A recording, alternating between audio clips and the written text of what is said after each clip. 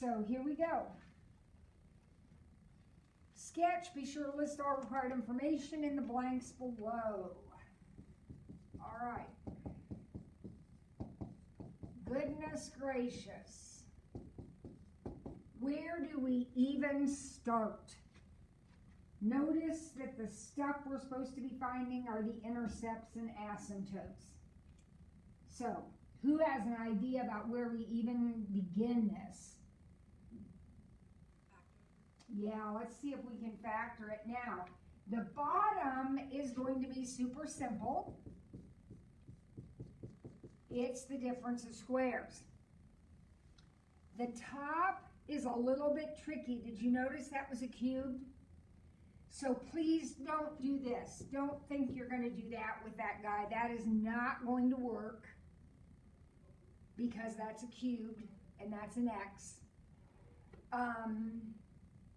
So what are we going to do? You're right. We have to factor the top, but we're not going to be able to factor it like we traditionally do. What are we going to do?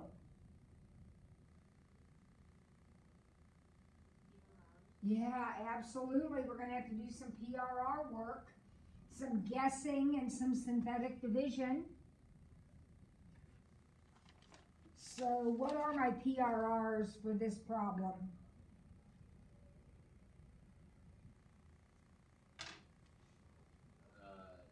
Would it be 6 and 1, 3, 2, 3, 6? Yeah, plus or minus 1, 2, 3, and 6. Yep. So I don't know. I guess we'll start with I don't know, maybe 1. Now here's the deal though. When you're doing your division, did you notice you got a missing power? So don't get tripped up by that. You got to put a 0 in.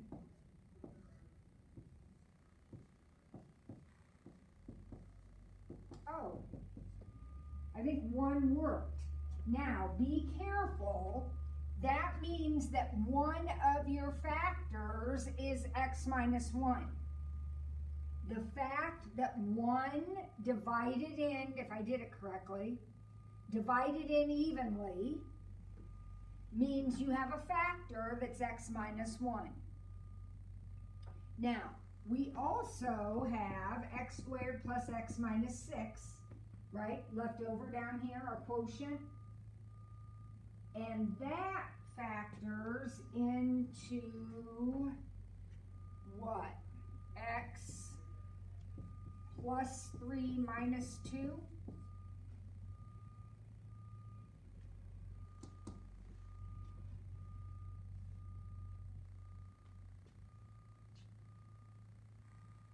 All right, everybody okay so far?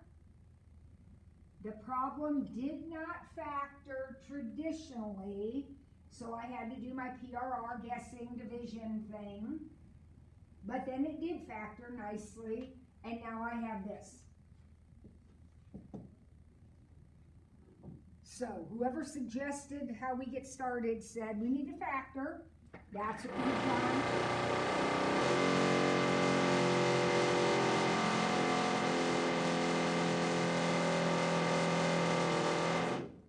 Now what?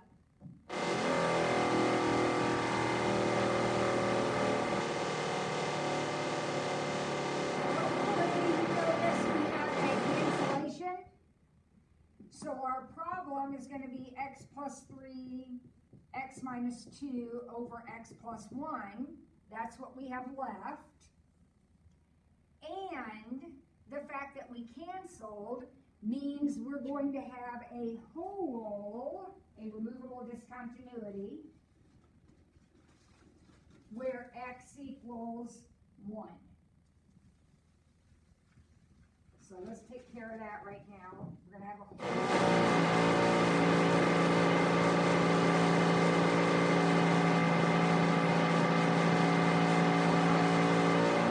So now let's put 1 back into our problem. 1 is the factor we cancel.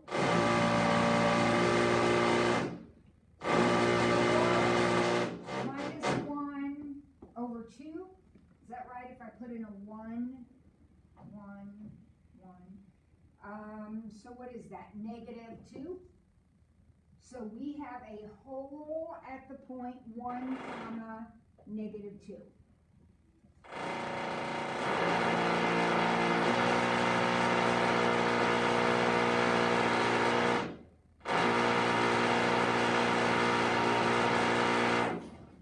All right.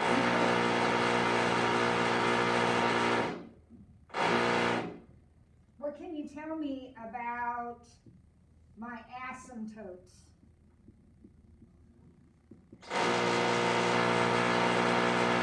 Horizontal asymptote and your vertical asymptote are like the bottom, and then like what's I forget what it's called, but it's like the two X's and like.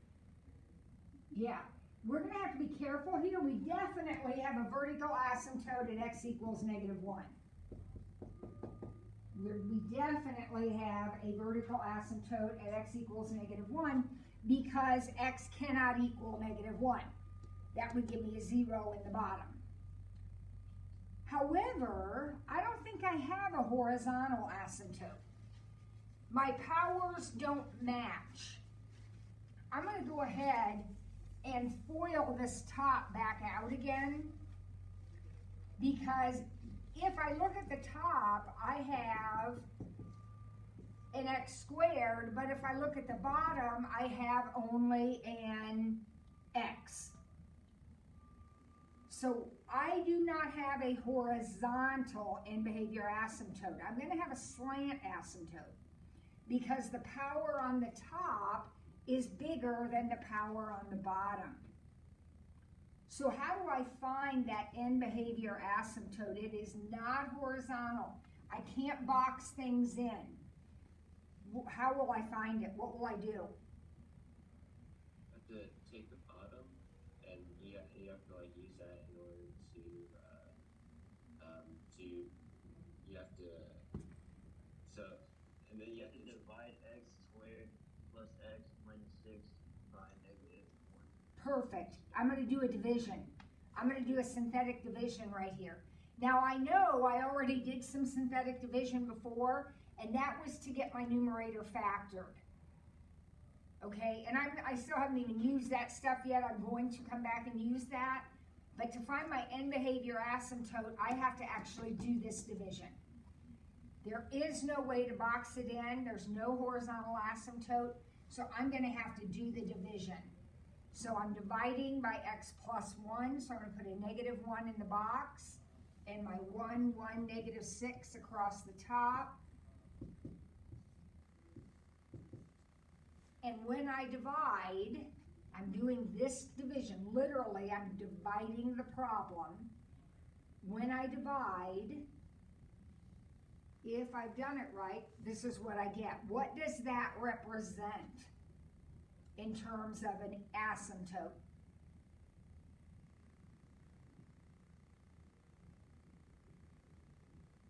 Remember, this was x squared, so this is x. So doesn't that say y equals 1x plus 0? So my end behavior asymptote is simply y equals x plus 0, or y equals x.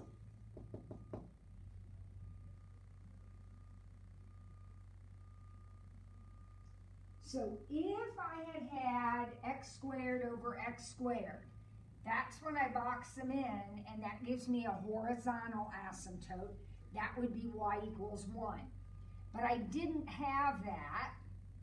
My power on the top was bigger, so I had to do my division, actually physically divided, and the quotient is my asymptote, whatever that works out to be. All right?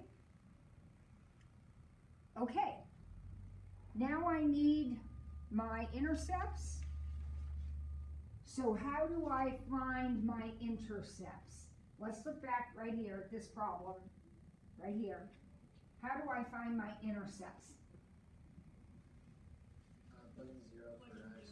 Yep, plug in 0 for each variable, one at a time. So I don't think I need this anymore. All right, so I'm going to plug in 0 0 for all of the x's. So 0 for all of the x's would give me 3 times negative 2 over 1. So I got negative 6. So if I put a 0 in for x, my y is negative 6. So that's my y-intercept. Notice where I plotted it, right there on the y-axis. Now, I'll let y be 0. Now cross multiply this fraction out. So 0 times anything is 0. And 1 times anything is just itself. So I think I'm getting 2 x-intercepts. Are you? I'm going to have an x-intercept at negative 3 and an x-intercept at 2.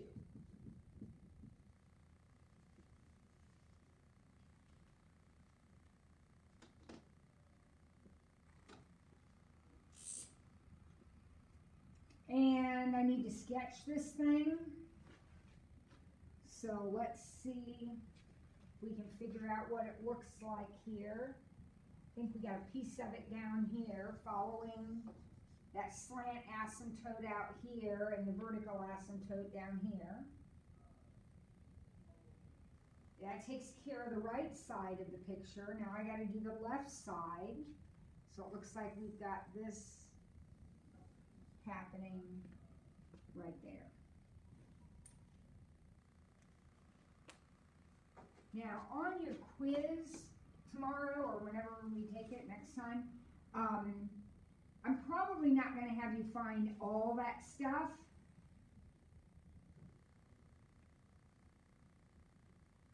Because it takes too long. We got more problems to do. But you need to remember how to find all that stuff. So if I said find the vertical asymptote, you would know to look right here at the denominator. After, of course, you have reduced your problem, simplified your problem. All right, I got to erase all this. Anybody have a question about it before we turn over the page?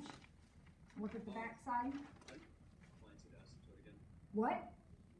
How did you find the slanted asymptote again? You divide. You actually divide your problem. Okay, got it.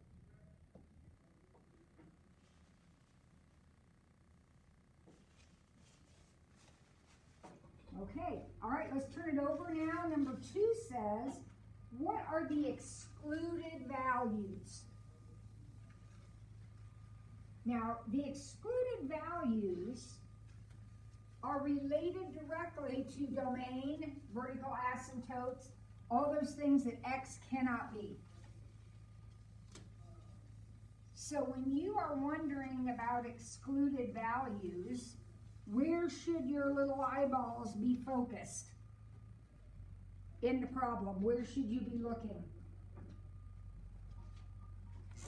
The bottom? Yeah, absolutely. Where do cannot be's come from? They come from the denominator of the problem. Kids, does anyone care about the numerator? No, no one cares about the numerator. The denominator cannot be 0. So what do you think we need to do first if we are going to find the excluded values? Factor? Yep, we're going to factor all the denominators. We sure are. So we got the difference of squares.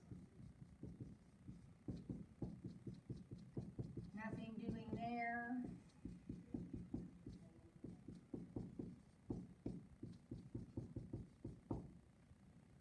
And of course, if I want to get the right answers, I got to make sure that I factored correctly.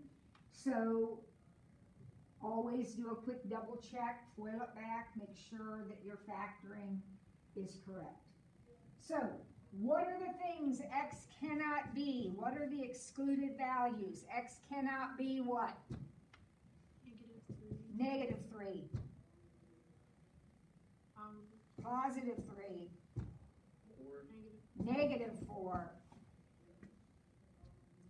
Negative 3, I already included it in negative 4, so there they are. there are the excluded values. You only need to list them once. They might show up more than that in the problem like you did here, but you only have to list them once. Those are the excluded values.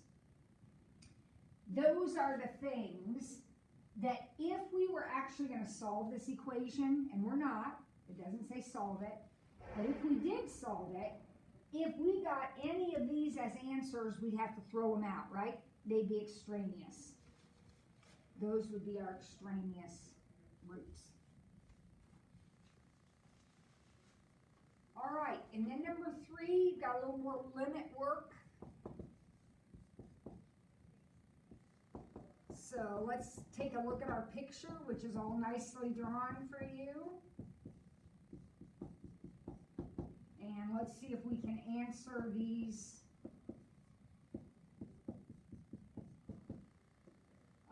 three questions, looking at the picture. All right, so first question says, what's the limit as x approaches 0 from the right side? Now, take a look at your picture, folks. Isn't there an asymptote at 0? Isn't x equals 0 a vertical asymptote? When you approach a vertical asymptote, I mean, think about it. I'll be the asymptote. As you come at me, you have no choice. You cannot go through me. So you're either going to have to go up or you're going to have to go down. So what happens in this picture as we approach that asymptote from the right side?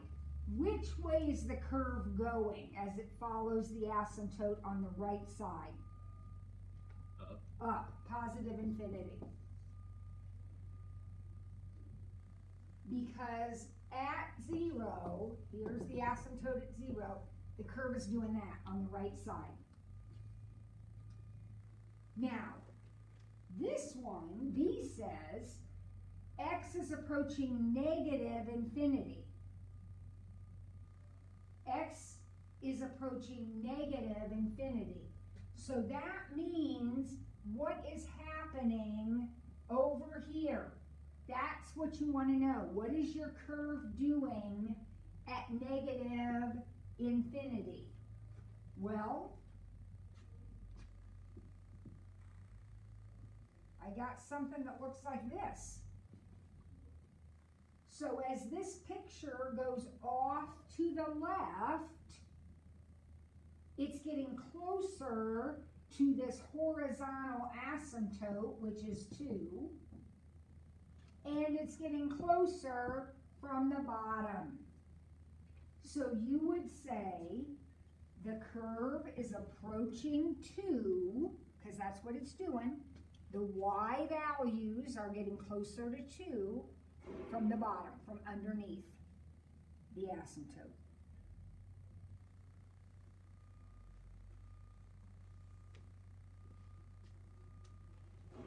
Now we're approaching -3. Well, we have an asymptote at -3. So again, if there's a vertical, if you are approaching a vertical asymptote, you're going to go up or you're going to go down. Those are your two choices. This time we're approaching the asymptote from the left side. From the left. Here's -3 coming at it from the left side. So what are we doing? Which way is our pencil moving as we come in toward the asymptote on the left? Down. Down, negative infinity.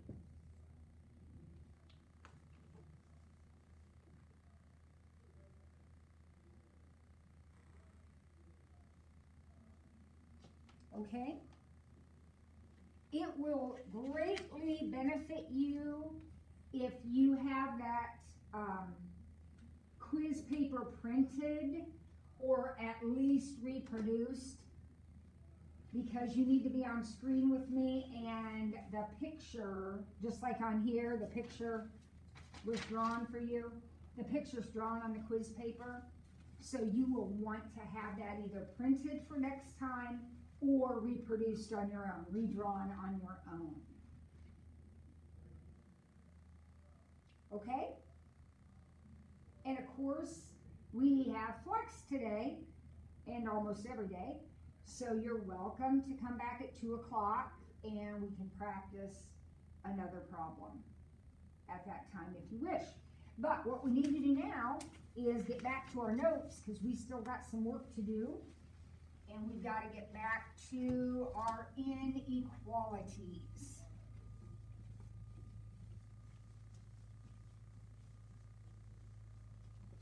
So, I think we're ready. I'm on the back of page 10, section 2.8, and I think I'm ready for problem 6.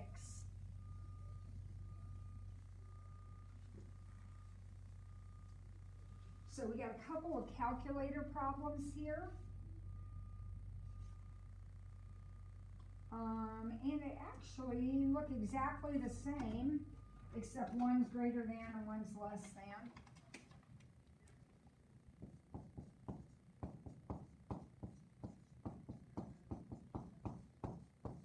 All right, so here we go.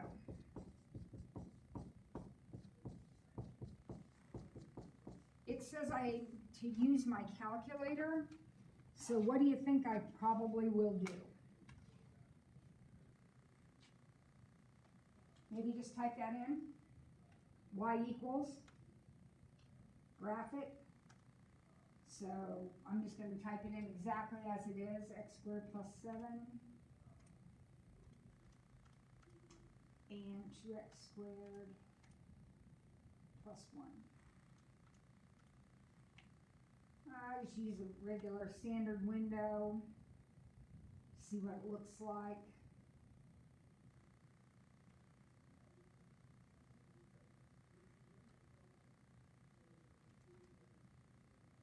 I don't see much of anything.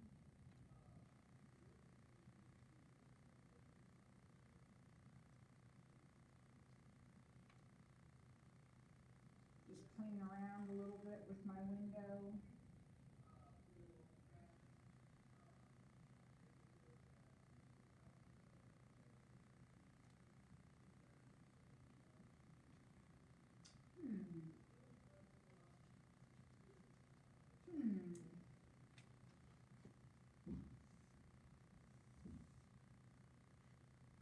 What am I looking for in terms of the answer to this question? I want to know where this product, these two things times each other, are greater than 0. What does that mean in terms of my picture?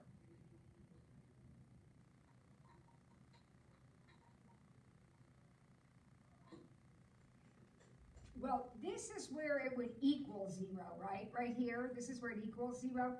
Does your curve look like it crosses anywhere? No.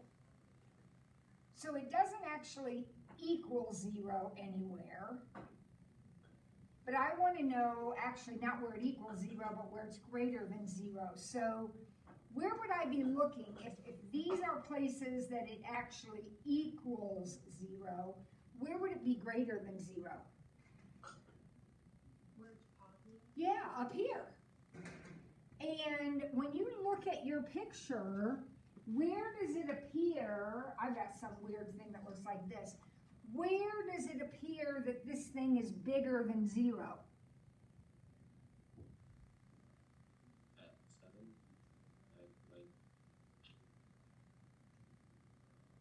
For what x values, because that's what I'm doing, I'm solving for x. For what x values are these values positive? Aren't all of them positive? Do you have any points down here? No. So what's the answer to the question?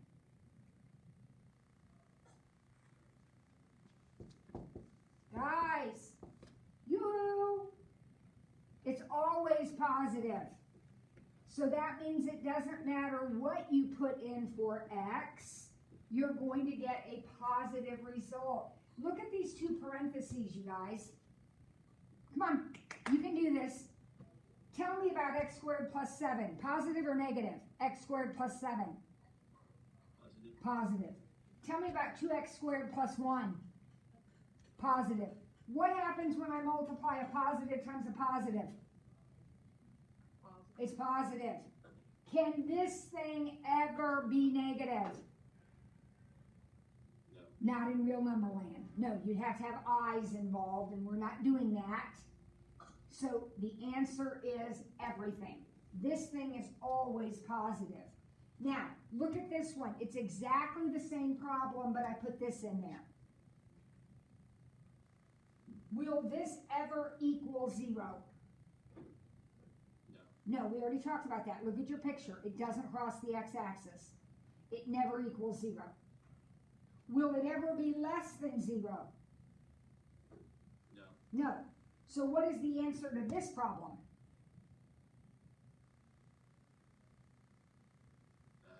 No solution. No solution. If it's always positive, it will never be negative.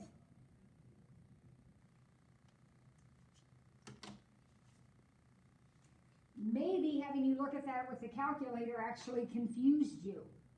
You can look at this problem and see that the answer is all real numbers up here, because that's always going to be bigger than 0.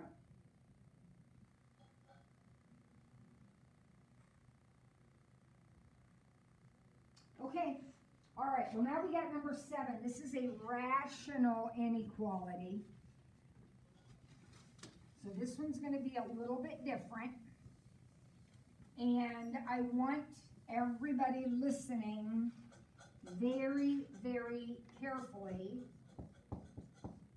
because I don't want anybody doing what makes sense to do. Your gut feeling would be to do this, but it's illegal. If this were an equal sign, I would tell you to multiply both sides by x minus 3. That's what you do. But it's not. It's a less than sign.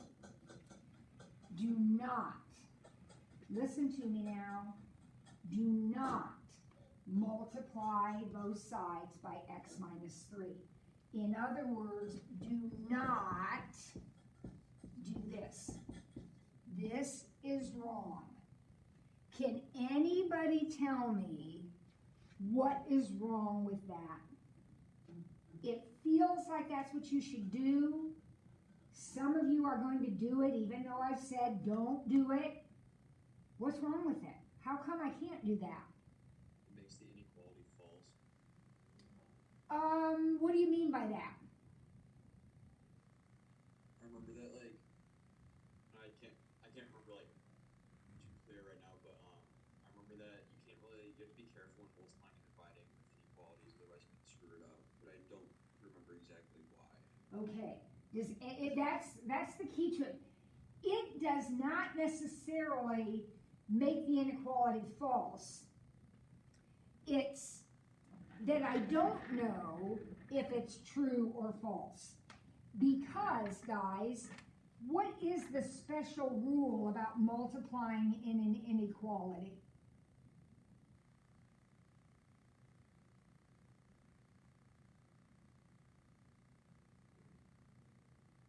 Oh my goodness, you know this. If you multiply or divide by a negative, you have to switch the symbol. Right? Okay. Now here's the problem. If I am multiplying by x minus 3, which is what I would be doing, do I know the value of x? No. No. So is it possible that x minus 3 could be positive? Yeah. Sure.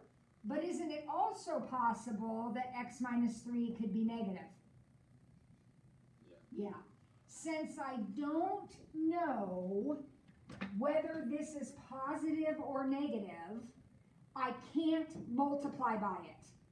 Because in an equation, it doesn't matter. But in an inequality, it matters whether you are positive or negative.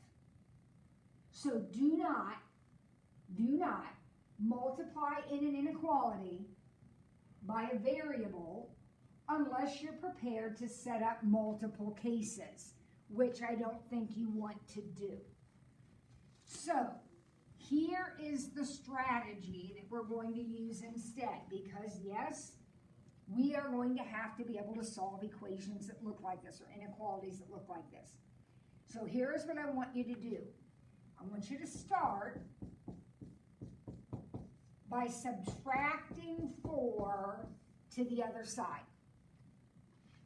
Perfectly legal, nothing wrong with that. Notice I put it over 1 because I have a fraction minus a fraction. So what's my next step going to be? Make the denominator just Yep, I'm going to have to get a common denominator. So the common denominator will be x minus 3. So I got to multiply this one by x minus 3 over x minus 3.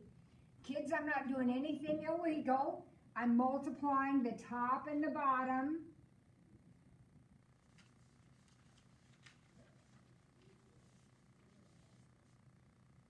By x minus 3, so that my denominators now will match. So my denominator is x minus 3, they're both exactly the same. And on top I have an x plus 1, be careful, minus 4x plus 12. Oh gosh, I wish I had a dime for every time we mess this sign up. It's minus 4x plus 12.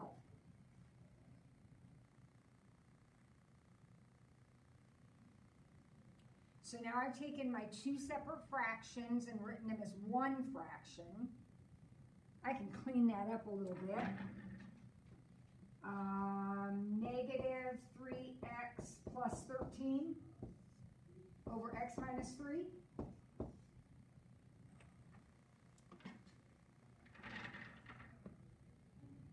Everybody okay so far? Now it becomes very much like the problems that we did before. I'm going to draw a number line, and I'm going to put 2 dots on the number line. 1 dot for the numerator, and 1 dot for the denominator. Now, it's pretty easy for me to see that the denominator dot will be at 3. The numerator dot is a little bit harder. If you can't eyeball it, that's fine. Just figure out where it is by setting it equal to 0 and solving it. So we're just trying to figure out where this is going to be 0. That's where my dot will be. So it looks to me like it's 13/3. So I'm going to have a dot at 13/3 and a dot at 3. Now this is a number line, so it is important that you get the dots in the right spot relative to each other. So remember, 13/3 is like 4 1/3. So it would be over here. There's 3. The symbol in the problem does not have an or equal to, so they're nice open dots. And now I have to figure out where to shade. What do you think I will do?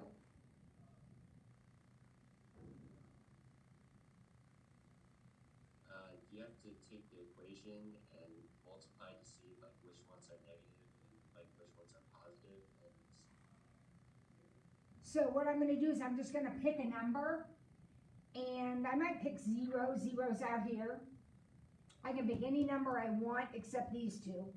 Don't pick the dots, but any number. I'll pick 0. If I put a 0 in, I'm picking 0 out here. If I put a 0 in, what do I end up with? Putting in a 0. 13 over negative 3. Is Is that less than 0? Yeah. Okay, that means it works.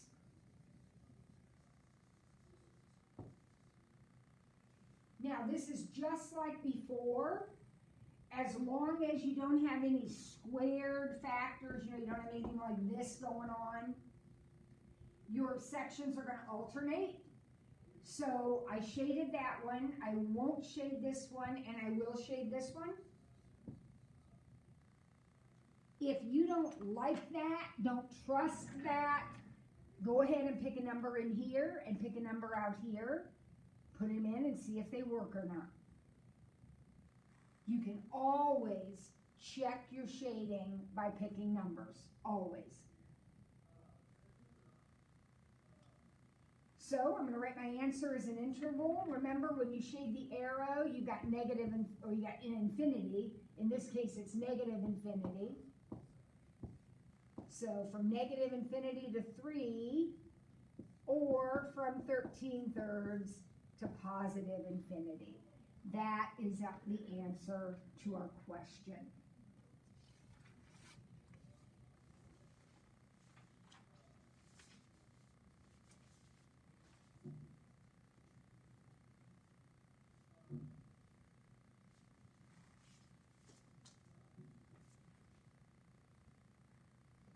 Okay? All right, let's move on to the next problem. And for the next problem, I would ask that you put an or equal to on that. We need to do an or equal to version. So go ahead and just put an or equal to on problem 8.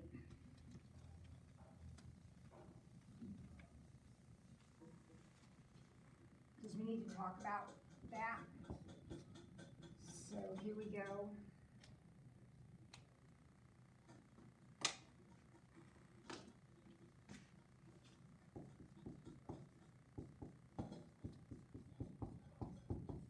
Just stuck an or equal to on there. All right, my friends, keeping in mind what we just talked about, what do you think? How should we start this problem? Yep. Having the 0 there is awesome. Remember in the last problem, that was the first thing we had to do, was move our thing over. It's already moved here, so we're set.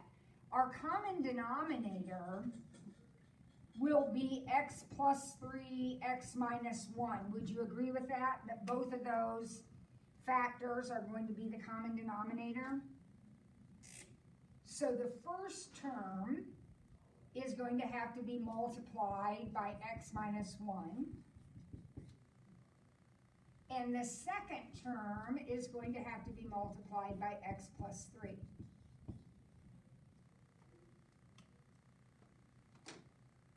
So I'm multiplying this one by x minus 1 over x minus 1, which is the equivalent of 1, perfectly legal. So it is now 5x minus 5. And then here, I'm multiplying by the equivalent of 1, x plus 3 over x plus 3. So it is 3x plus 9.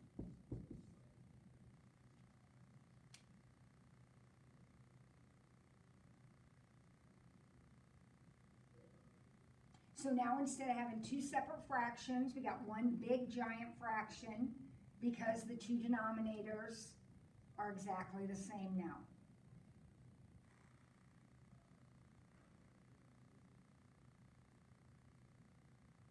Okay, so let's see. Don't multiply it out. Leave those things factored. What have I got on the top? 8x plus 4.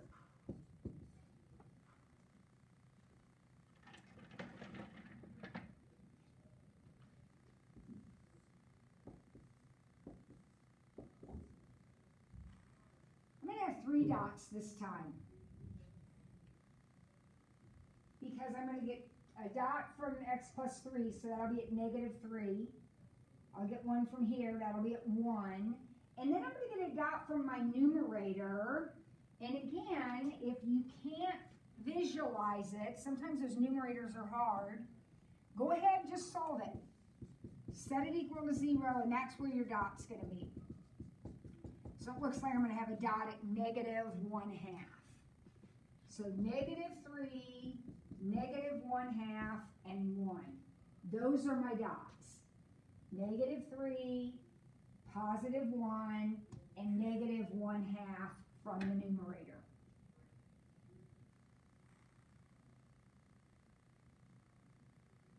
Now, here is that kind of tricky part that I wanted to make sure we talked about.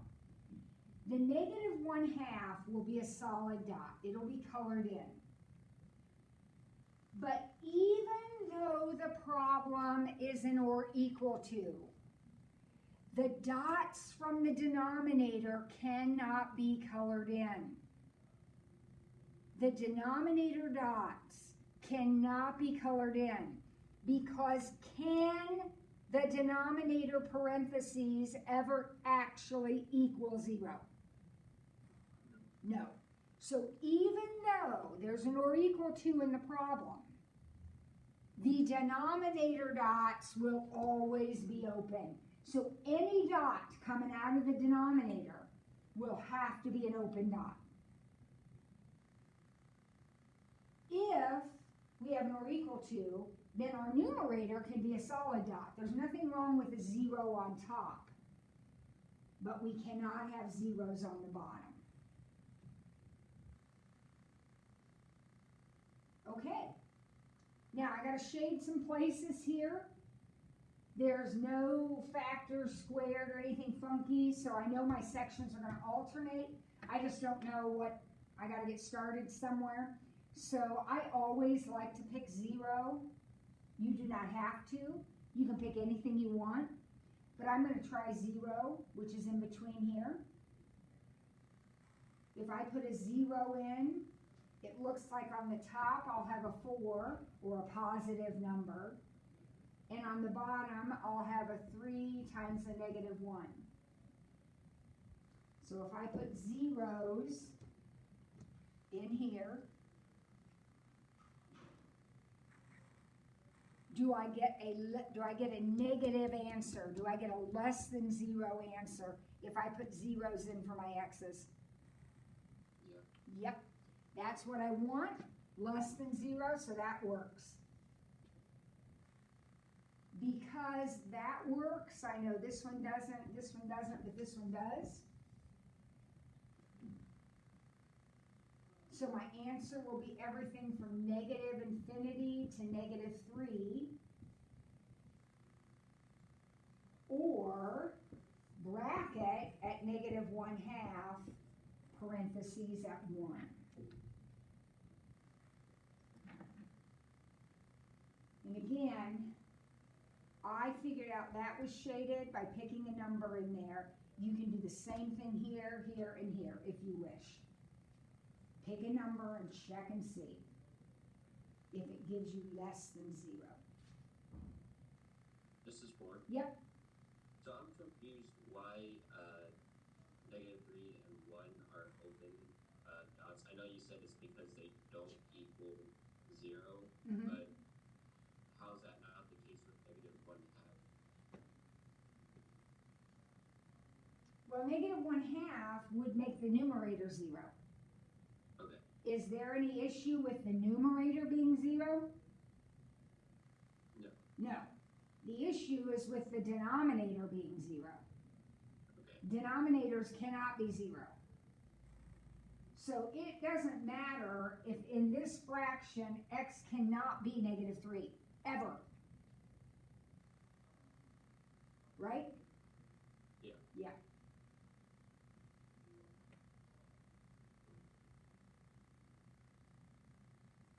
Okay, so we got a couple of those. The key there is get a common denominator. And then once you have one fraction, you can get your dots for the number line from your top and bottom, and then just figure out where to shade. Let's see, how much time do we have? All right, well, I think that we will stop there. I think we only have a couple minutes, and I wouldn't be able to get started on that. So we'll stop right there. And I think tomorrow I see you again. So we will have our quiz tomorrow. Please do print or reproduce the quiz answer sheet. Also, many of you have not yet turned in your 2-7 homework. Let's not forget to do that, folks. You had like days and days to do that, so let's get that turned in. Yours the email that I see, right? Yep, take a picture of it and email it to me. Perfect. Perfect. All right, so come back for flex at 2 o'clock if you wish. Otherwise, I'll see you guys tomorrow. Mrs. Ford? Yes. Thank you. Bye. The quiz is not on 2.8, it's on 2.6 and 2.7. Uh-huh. Okay. And, yeah, alright, thank you. Uh-huh.